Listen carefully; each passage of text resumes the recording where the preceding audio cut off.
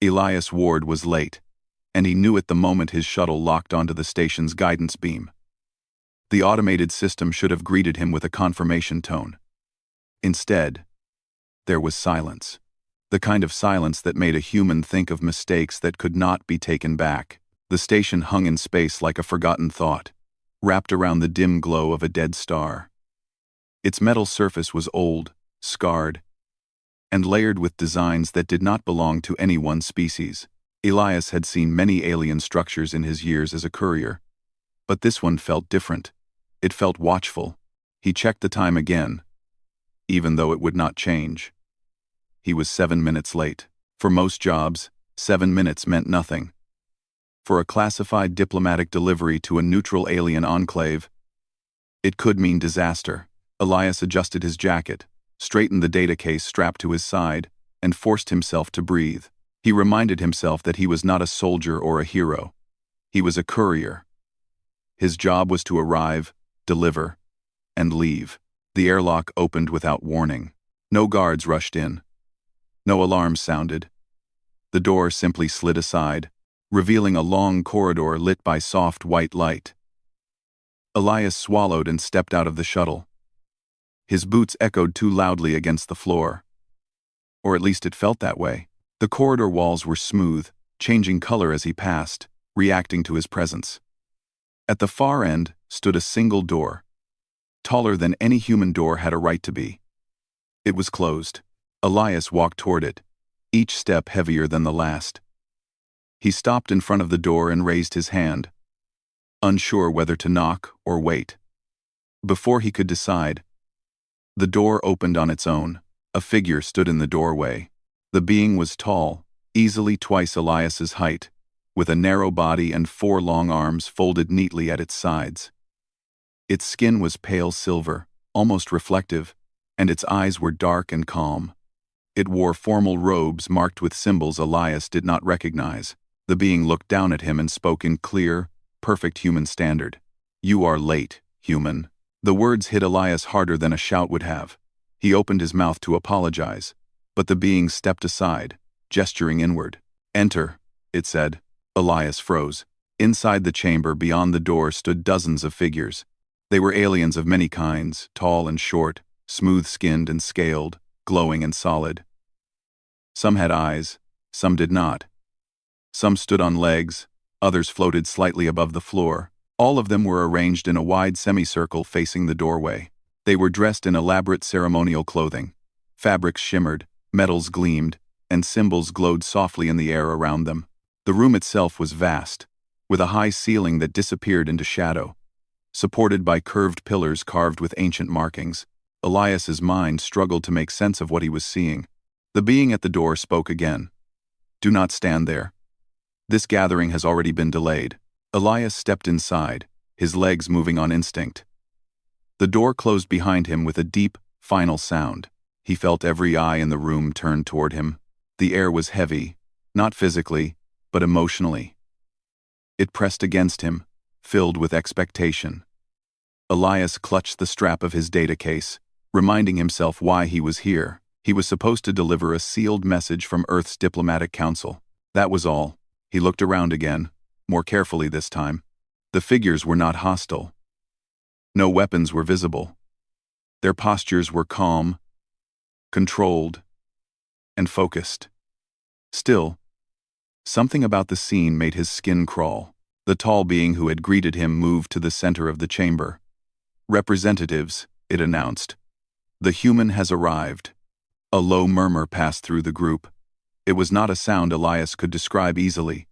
It was layered, like many voices speaking at once in different tones. Elias cleared his throat. I apologize for the delay," he said, forcing his voice to stay steady. "There was a navigational. You were expected earlier," the being said, not unkindly. "However, arrival is what matters. You stand here now." Elias nodded, unsure what else to do. Another figure stepped forward. This one was shorter, with skin like polished stone and eyes that glowed a soft blue. Its voice echoed strangely, as if spoken through a cavern. "Is this the human?" it asked. "It is," the tall being replied. The stone-skinned figure studied Elias. "So small," it said. "And yet, this one carries the weight." Elias felt his stomach twist. "I'm just a courier," he said quickly. "If there's been a mistake—" "There has been no mistake," another voice said. This speaker floated above the floor, its form shifting slowly, like liquid held together by will alone. "Your species submitted the signal." Elias frowned. "Signal?" "Yes," said the tall being. "A declaration encoded in your earliest deep space broadcasts.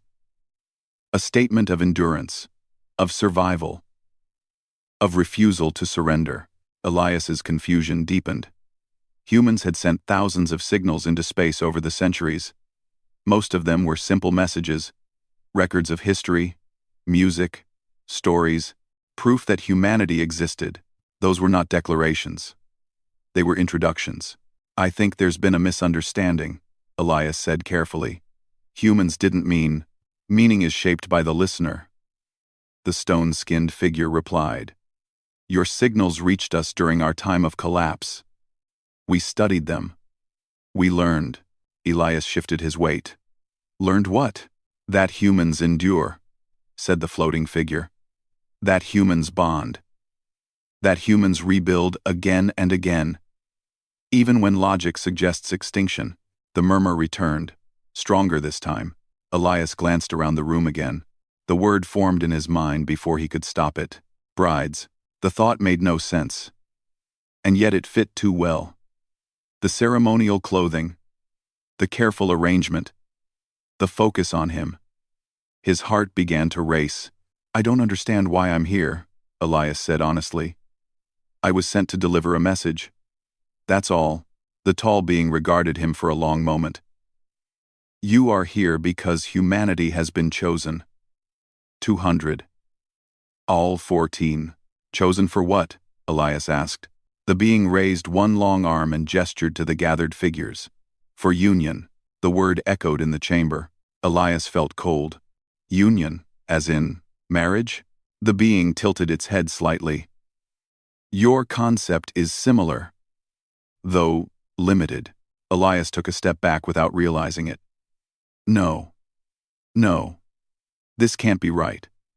Earth would never agree to something like this without—" "Earth already agreed," the stone-skinned figure said. "By surviving, by expanding, by signaling your presence without fear." "That's not consent," Elias said, his voice sharper now. A ripple of surprise passed through the group. The tall being's eyes narrowed slightly, not in anger, but in interest. "You speak boldly for one so small," it said. Elias straightened. Fear was still there.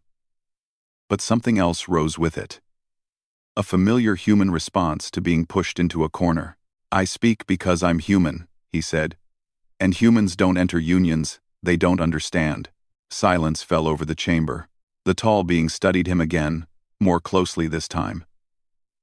"Then you must learn," it said. "And they must learn you." It turned to the gathered figures. "The ritual will not begin yet." Another murmur spread, this one tinged with uncertainty. Elias let out a breath he had not realized he was holding. This was not over, not even close. But for the first time since the door had opened, he felt something other than fear. He felt the weight of something much larger than himself settling onto his shoulders. Somewhere, far away, humanity had spoken into the dark, never knowing who might listen. Now, someone had listened, and they were waiting for an answer. Elias Ward did not sleep.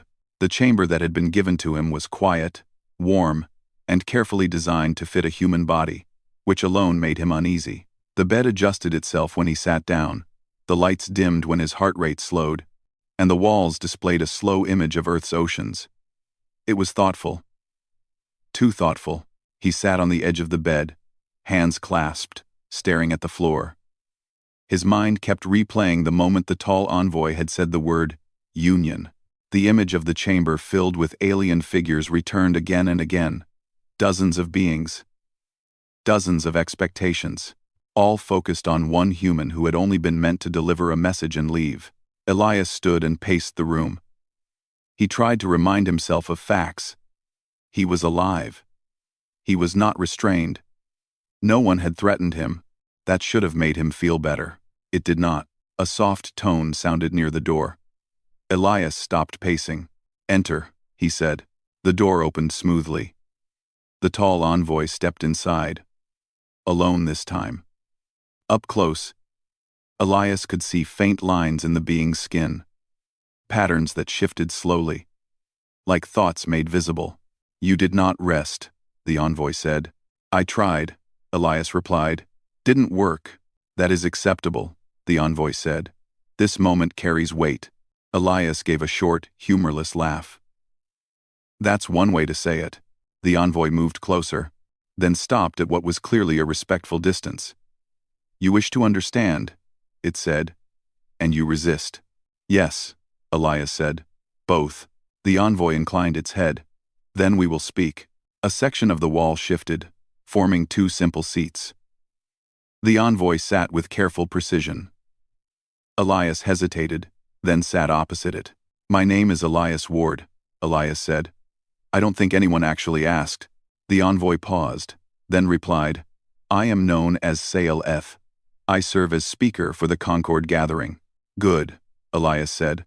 "Then speak to me, Scifi, because right now, from my point of view, this looks like a massive misunderstanding that could end very badly." Scifi's eyes focused fully on him. "You fear harm.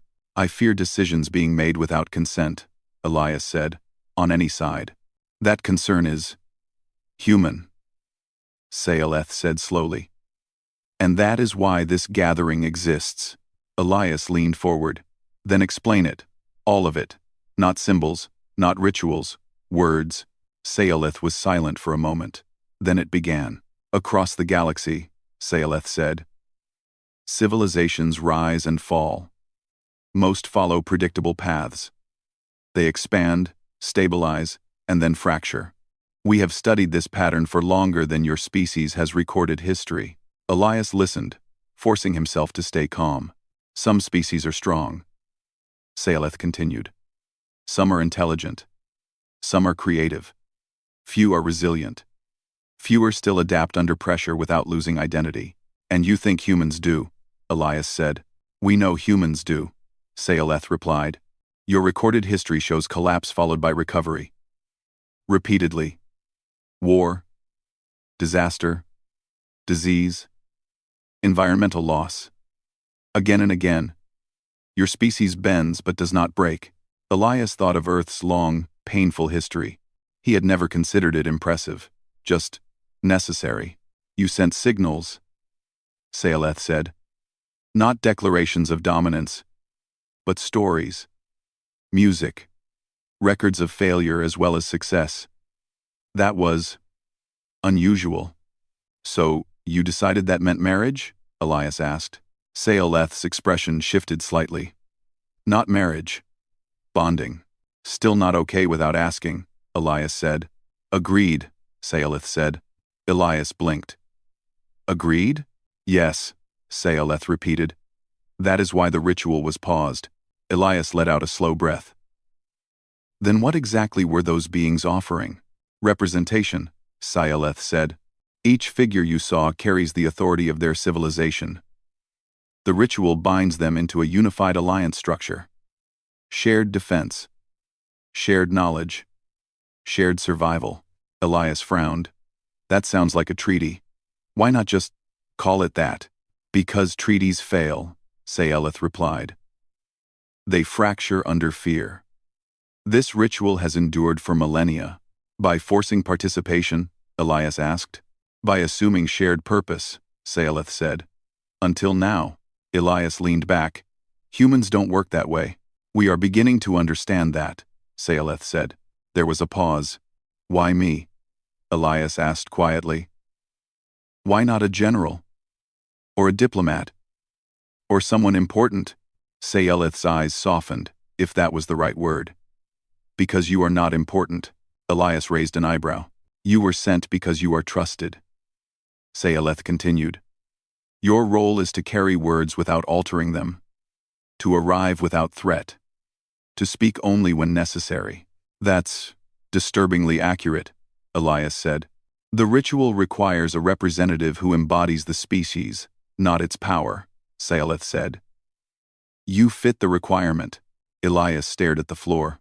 Earth has no idea about this, do they? Not yet, Saeleth said. But they will.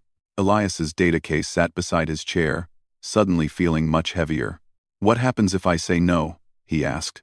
Saeleth did not answer immediately. Then the gathering dissolves, it said finally. The alliance does not form. Each civilization returns to isolation. And that's bad, Elias said. Yes, Saeleth said. The galaxy is entering an unstable era. Expansion fronts are colliding. Resources are thinning.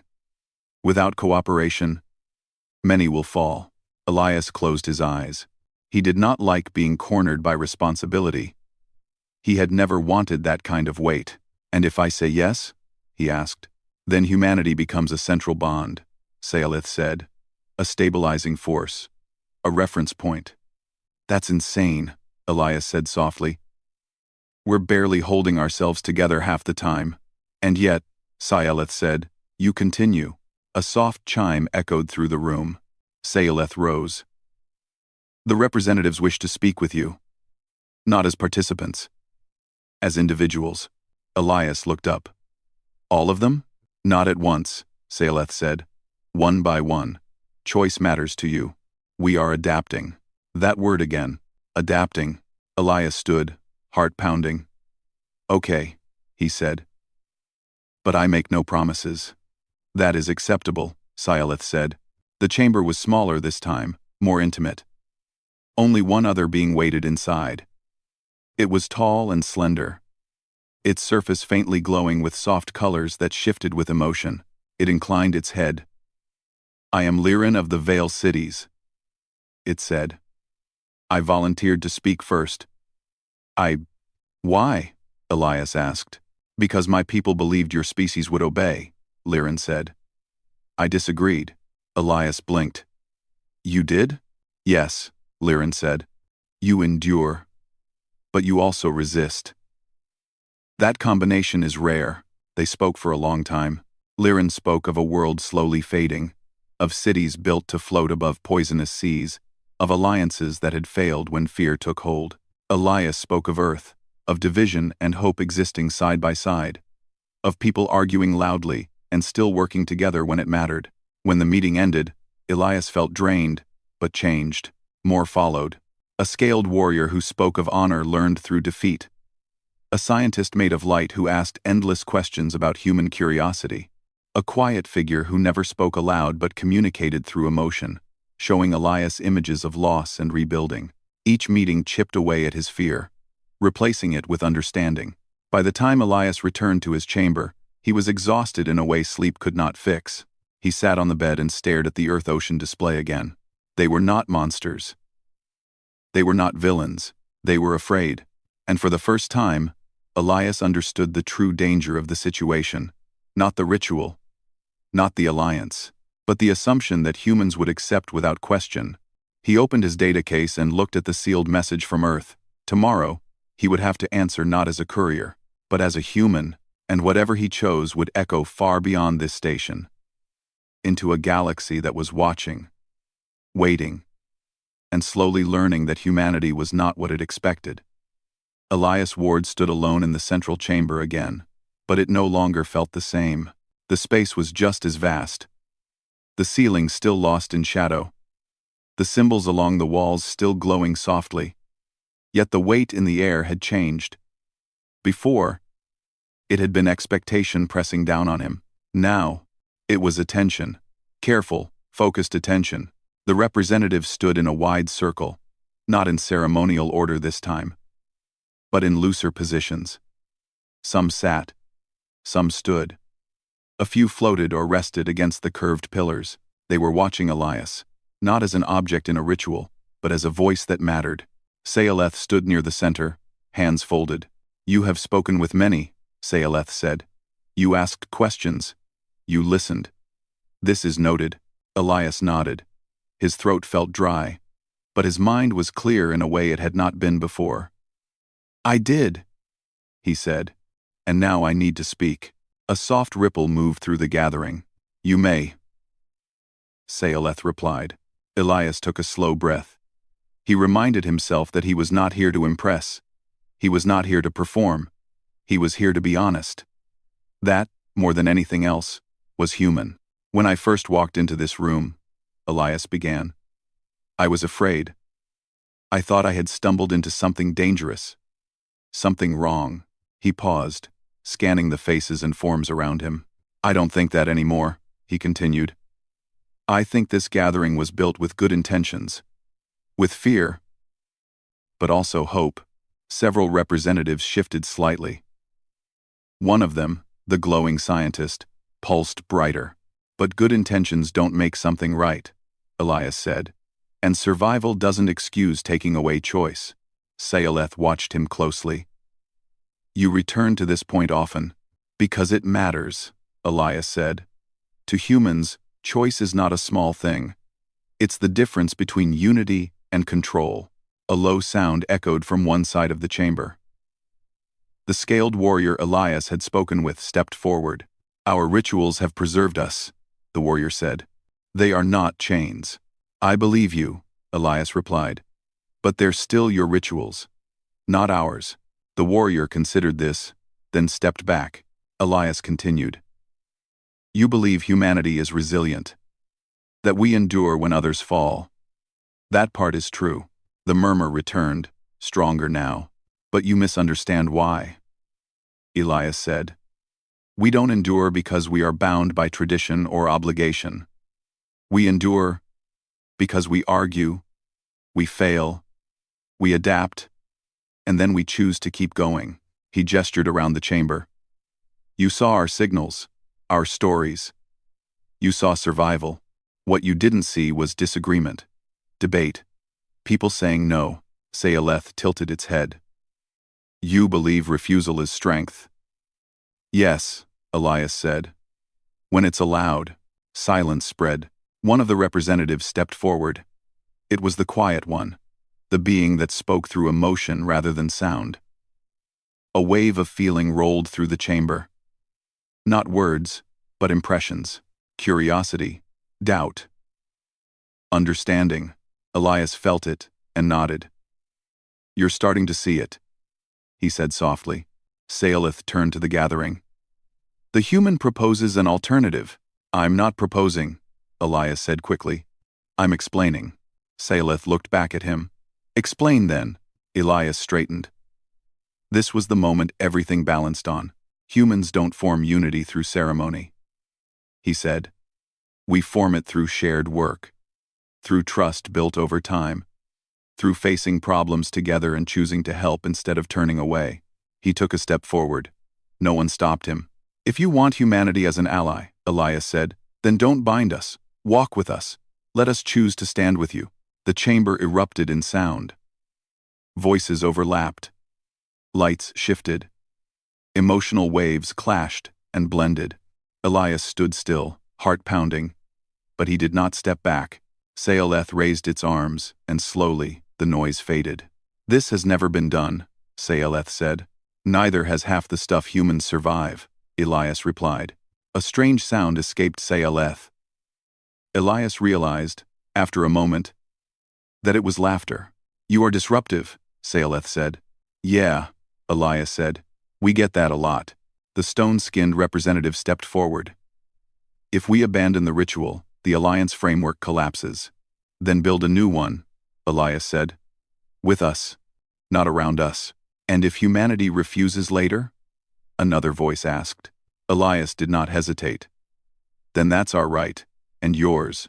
That answer sent another ripple through the group. Fear, mixed with something new. Respect. Saeleth was silent for a long time. The patterns on its skin shifted rapidly, as if reflecting internal calculation. You ask us to risk instability, Saeleth said. I ask you to trust us, Elias replied. The same way you want us to trust you. The chamber grew still. Finally, Saeleth turned to the representatives. The ritual will not proceed. A sharp intake of breath echoed from several beings. Instead, Saeleth continued, We will observe the human method. Elias's chest tightened. You mean? We will propose a trial alliance, Sayaleth said. Voluntary, limited, cooperative. Elias felt relief wash through him, followed by a heavier realization. And if it fails? He asked. Then we learn, Sayaleth said, as humans do. The glowing scientist brightened significantly. The scaled warrior inclined its head. Liren of the Vale Cities met Elias's eyes and gave a slow, approving nod. Something fundamental had shifted. Later, alone again in his chamber, Elias sat with his data case open. The message from Earth was still sealed, untouched. For the first time, he understood that it was not the most important thing he carried. He activated a secure channel. The screen shimmered, then resolved into the familiar emblem of Earth's diplomatic council. Faces appeared, tense and confused. This is Elias Ward, he said. I'm safe. Relief flashed across several faces. There's been a development, Elias continued. Actually, more than one. He spoke carefully, explaining the gathering, the misunderstanding, the ritual, and the choice that now stood before humanity. He did not exaggerate. He did not soften the truth. When he finished, the silence on the channel was heavy. Finally, one of the council members spoke. You paused an interstellar ritual? Yes, Elias said. And proposed a new alliance model? Another asked. Yes. A third leaned forward. On what authority? Elias met their gaze. On human authority. The channel went quiet again. Then, slowly, one of them smiled. That might be the most human thing you could have done. The transmission ended with no orders, no demands, just a promise to respond. Elias leaned back, exhausted.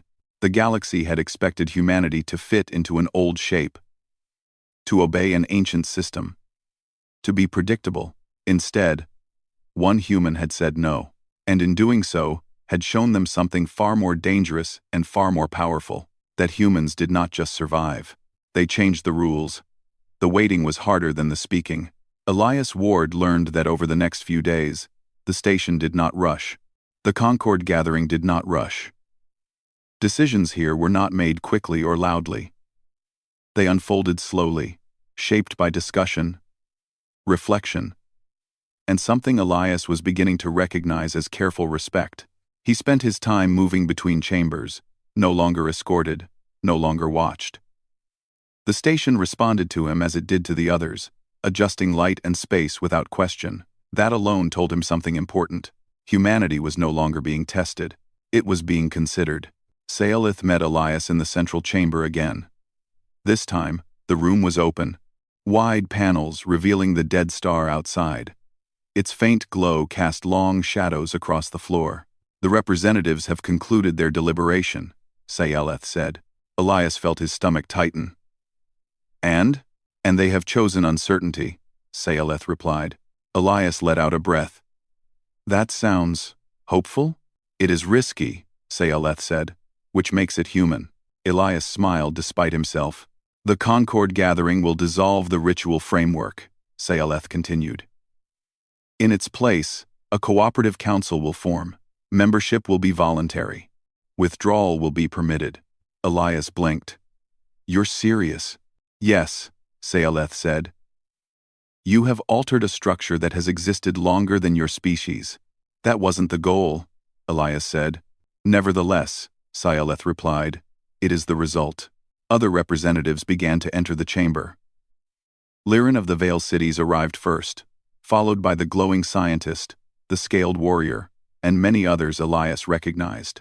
They did not stand in formation. They gathered naturally, in small clusters, speaking quietly. Liren approached Elias.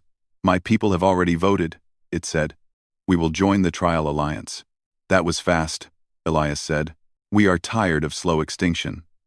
Liren replied simply. The scaled warrior stepped forward next. Honor is not found in unchanging tradition, it said. It is found in meeting the future without fear. One by one, others voiced similar choices. Not all. Some representatives chose to return home, uncertain, unwilling to abandon what had preserved them for so long. No one stopped them. No one judged them. That, Elias realized, mattered more than any agreement. Later, Elias stood before a newly formed council table. It was simple, modular, and unfinished by design. Each species that chose to participate contributed to its structure. The result was uneven, imperfect, and alive. Saeleth addressed the group. "This council exists because a human questioned us," it said. And because we listened. Eyes and senses turned to Elias. He felt uncomfortable under the attention. "I didn't do this alone," he said. "You all chose to change." "Choice," Saelith said. "Yes." The council began its work immediately. Shared resource mapping, communication standards, conflict prevention protocols. Elias watched as beings who had once expected ritual obedience now argued, negotiated, and compromised. They were learning to be human about it. A secure message arrived from Earth that evening. Elias stood in his chamber, staring at the council seal on the display before opening it. Faces appeared again. But this time, they looked different. More alert. More alive. "We've reviewed your report," the council speaker said. "Extensively." "I figured," Elias said. "There's disagreement," another member added. "Of course there is," Elias replied calmly. The speaker nodded. "But there is also consensus on one point." Elias waited. "Humanity will participate," the speaker said. "On the conditions you outlined." Elias closed his eyes for a moment. Relief washed through him, followed by something deeper. Responsibility. "We will not be central," the speaker continued. "We will not be symbolic anchors or moral guides. We will be equals." "We will be equals." Elias smiled. "That's exactly right." When the transmission ended, Elias sat down heavily on the bed. He felt older than he had a week ago. Not tired. Changed. The next gathering included a formal declaration. Not a ritual. Not a binding ceremony. Just words, recorded and shared openly across participating systems. Saeleth spoke first. "We acknowledge that endurance without choice is stagnation." Liren followed. "We acknowledge that fear shaped our assumptions." The scaled warrior spoke last. "We acknowledge humanity not as saviors, but as partners." Elias was invited to speak. He stood, hands at his sides, heart steady. "Humans don't have all the answers," he said. "We're messy. We argue. We make mistakes." A few beings shifted, amused.